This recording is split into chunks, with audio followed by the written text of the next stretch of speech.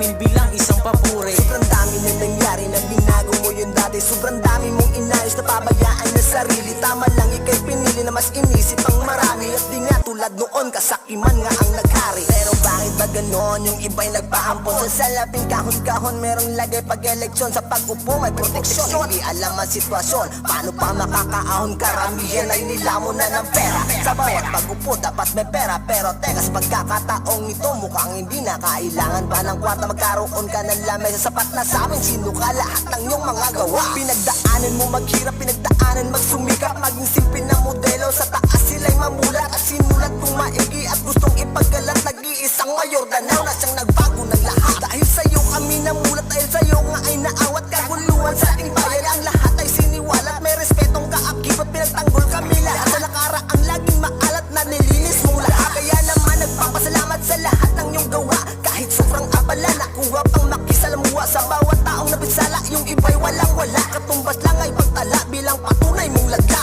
Yung iba'y nagwawala dahil sa iyong pagkawala. Nakatanim lang sa isipan yung mga maling gawa. Sa pagbalik ay natuwa, nagkamali man ay tinama. Pinatunayan na